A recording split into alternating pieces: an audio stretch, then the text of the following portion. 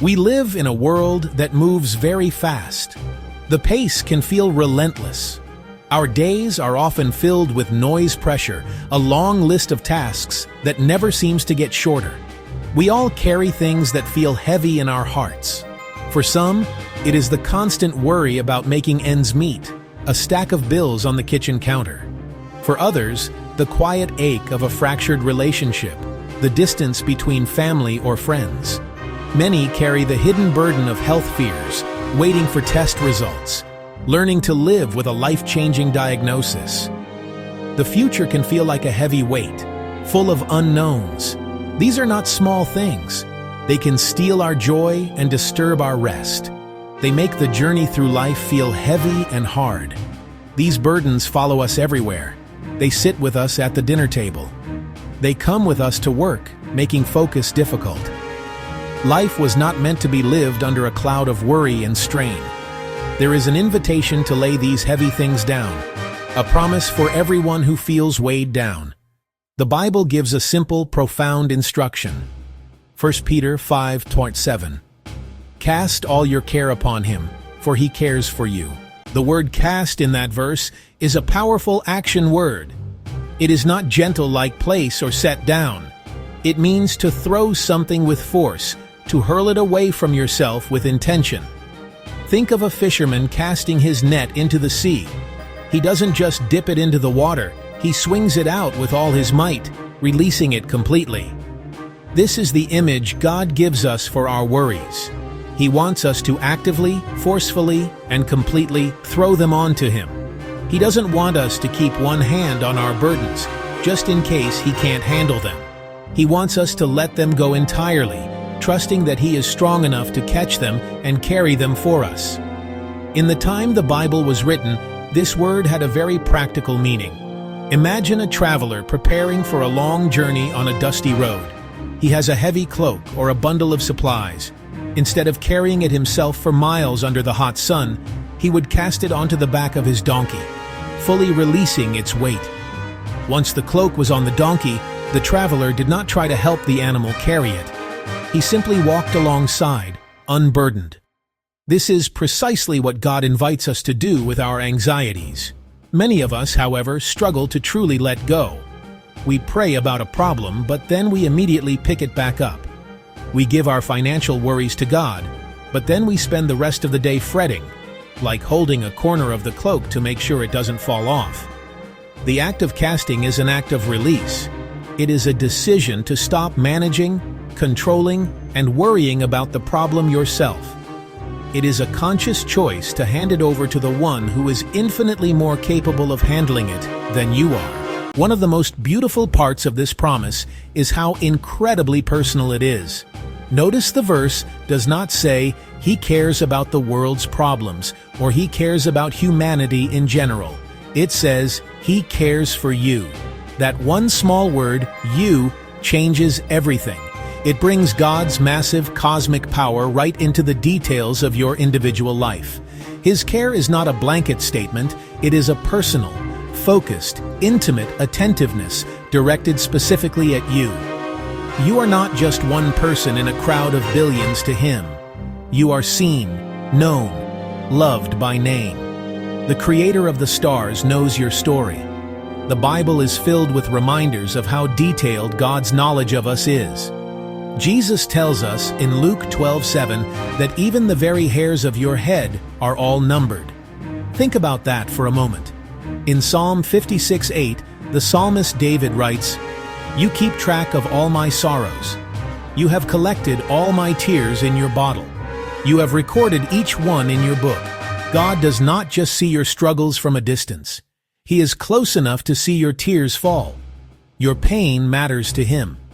This means you can bring anything to him, no matter how small it may seem. Traffic, an unkind word, a small disappointment. Nothing is too trivial for his attention. He is not a busy king who can only be bothered with matters of state. He is a loving father who delights in listening to his children. When you cast your cares upon him, you are not bothering him. You are stepping into open, honest, and constant communication. It is no accident that the command to cast our cares comes right after a call to humility. The verse just before it, 1 Peter 5:6 says, "Humble yourselves therefore under God's mighty hand, that he may lift you up in due time." The two ideas are deeply connected. Humility is the key that unlocks our ability to let go of our burdens. Pride keeps our fists clenched around our worries, insisting we can handle them on our own. Humility, on the other hand, is the honest admission that we cannot. It is looking at a problem that is too big for us and saying, "God, this is beyond me. I need your help." Pride often disguises itself as responsibility, strength. It tells us, if I don't worry about this, who will?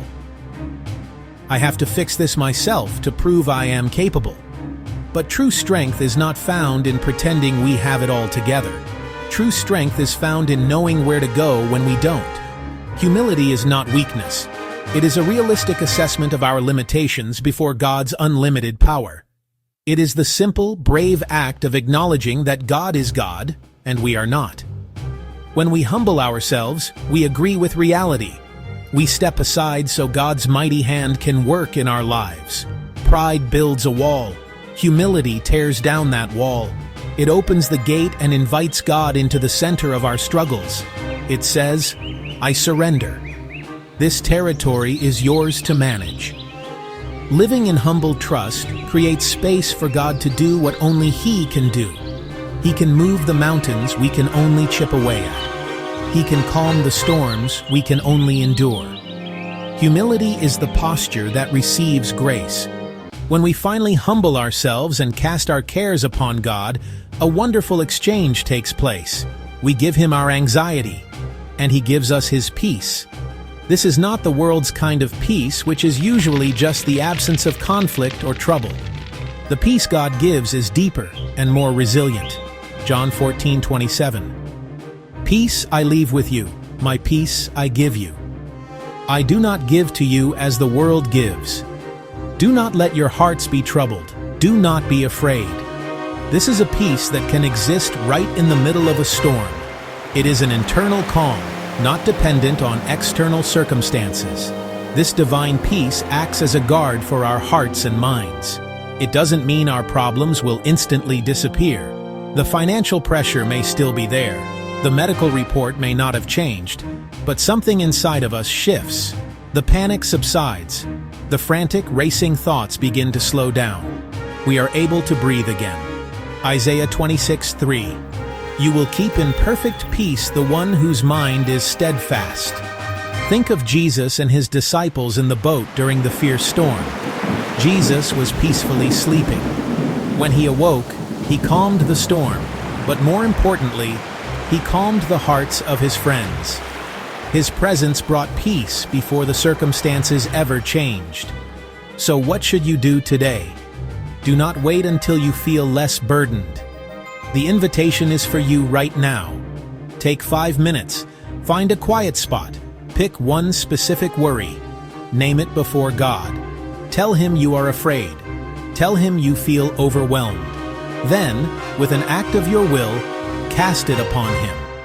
If you have enjoyed this content, please like, subscribe, comment, "I cast my care on Him" below, share, and turn on notifications so you don't miss anything new. For everyone who has subscribed, thank you for your support. Thank you for viewing, be encouraged, and God bless.